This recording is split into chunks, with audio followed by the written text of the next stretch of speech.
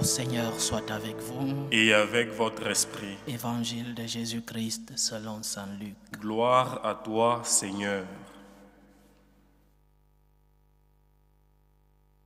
En ce temps-là, Jésus disait à ses disciples, « Il faut que le Fils de l'homme souffre, qu'il soit rejeté par les anciens, les grands prêtres et les scribes, qu'il soit tué et que le troisième jour il ressuscite. » Il leur disait à tous, « Celui qui veut marcher à ma suite, qu'il renonce à lui-même, qu'il prenne sa croix chaque jour et qu'il me suive. Car celui qui veut sauver sa vie la perdra, mais celui qui perdra sa vie à cause de moi la sauvera. Quel avantage un homme aura-t-il à gagner le monde entier s'il se perd ou se ruine lui-même? » Acclamons la parole de Dieu. Louange à toi, Seigneur Jésus. Comme je le disais au début de notre célébration, nous accompagnons le Seigneur à Jérusalem, où il va donner sa vie pour nous, où il va donner sa vie, il va s'immoler pour nous sauver, pour nous donner la vraie vie, mais aussi pour nous montrer jusqu'à quel point le Seigneur est prêt à se donner par amour pour nous. Quel amour, l'amour de Dieu que nous avons reçu. Un si grand amour mérite une réponse, un si grand amour mérite une conversion. C'est la réponse que nous devons donner au Seigneur. Tant de carême, tant de conversion. Regarde ce que Dieu a fait pour toi. Regarde tout ce que tu as reçu de Dieu. Peut-être qu'aujourd'hui, certaines situations vont mal. Peut-être qu'aujourd'hui, tu es malade. Peut-être qu'aujourd'hui, la situation familiale. Peut-être qu'aujourd'hui, tes enfants. Mais regarde tout ce que le Seigneur a fait pour toi. Regarde tout ce que le Seigneur t'a montré comme amour. Quelle bonté, celle de notre Dieu. Alors en accompagnant le Seigneur à Jérusalem, en ce chemin, disons-lui merci. Merci pour tout ce qu'il a déjà fait, mais aussi merci pour ce qu'il fera. Merci pour ses enseignements. Merci pour tout ce que nous avons reçu. La vie. Combien de merveilles. La merveille de la foi. Nos familles. En cheminant vers Jérusalem, disons, peut-être à l'oreille de notre Seigneur, merci Seigneur. Merci pour un si grand amour. Aujourd'hui, je suis peut-être malade, mais un jour, j'ai été en santé.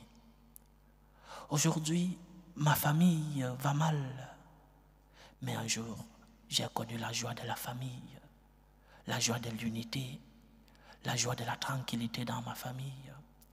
Peut-être qu'aujourd'hui, je vis des situations que je ne comprends pas, mais un jour, tu m'as montré ta lumière. Je te dis merci Seigneur. Malgré la croix que je porte, et porter la croix, c'est aussi t'accompagner, parce que la croix que tu as portée est ma croix. Merci Seigneur pour tant d'amour. C'est la première chose que nous devons dire au Seigneur. La gratitude est aussi un acte de conversion. Merci Seigneur, je reconnais tes merveilles, comme la Vierge Marie. Mon âme proclame les merveilles du Seigneur. Mais aussi, en lui disant merci, demandons-lui de nous aider à porter nos croix. Accompagner Jésus, c'est aussi porter nos croix. Pas l'accompagner les bras vides, pas l'accompagner alors qu'il est en train de souffrir et nous n'acceptons pas nos souffrances. Accompagne le Seigneur vers sa passion, vers sa mort et vers sa résurrection, parce que si nous souffrons avec lui, nous régnerons. Si nous mourons avec lui, nous ressusciterons. La gloire du Seigneur nous arrivera parce que nous aurons porté les différentes croix de nos vies. Donc, gratitude comme acte de conversion, mais aussi accepter la croix de la vie. Dans nos vies, nous voyons des croix partout, nous qui sommes chrétiens. Quand nous entrons dans une église, même dans nos maisons, nous faisons un signe de croix. Peut-être au chevet du lit, il y a une petite croix. Au centre de l'Eucharistie, il y a la croix. Certains dans les voitures ont des petites croix. Nous voyons la croix. Nous faisons des signes de croix. Mais lorsque la croix arrive dans notre vie, que faisons-nous?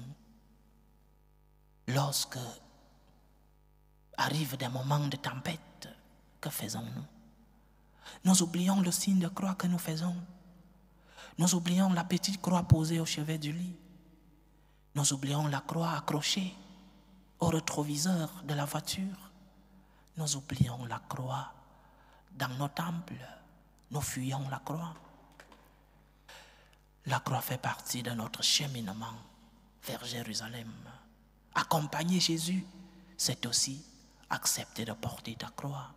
Accompagner Jésus, c'est lui dire merci, oui, gratitude, mais aussi lui dire Seigneur, je porte ma croix, la croix de ma maladie, la croix de ce moment difficile dans ma famille, la croix de mes enfants, l'éducation de mes enfants, la croix de ma patrie, la croix de mon église, tant de croix dans notre vie, la croix de la recherche d'un emploi, tant de croix. Je te dis merci Seigneur, mais j'accepte ma croix parce que je sais qu'avec toi, la croix est légère. Parce que je sais que lorsque je suis avec toi, je reçois ce que tu m'as promis. Venez à moi, vous tous qui peinez sur le poids du fardeau, et je vous donnerai du repos. Accompagner donc Jésus en ce moment de carême, c'est aussi savoir accepter les croix de la vie. Chercher la solution, bien sûr. Nous ne sommes pas des masochistes. Nous ne sommes pas indifférents, insensibles à la douleur. Chercher des solutions dans nos maladies, les solutions à nos problèmes. Mais accepter les croix inévitables. Cette croix qui, peut-être dans tes prières, le Seigneur prend du temps pour résoudre ton problème. Et pendant ce temps, accepte-la. Accepte de souffrir avec le Seigneur et tu régneras avec lui. Si nous mourons avec lui, si nous souffrons avec lui, la gloire de la résurrection arrivera pleinement en nous. Que le Seigneur nous aide à lui dire merci pour les merveilles. La conversion commence par la gratitude, par la reconnaissance. Mais aussi, si nous voulons accompagner le Seigneur, portons nos croix, les différentes croix de nos vies, avec le Seigneur et pour le Seigneur. Que le Seigneur nous aide. Loué soit Jésus-Christ. À jamais.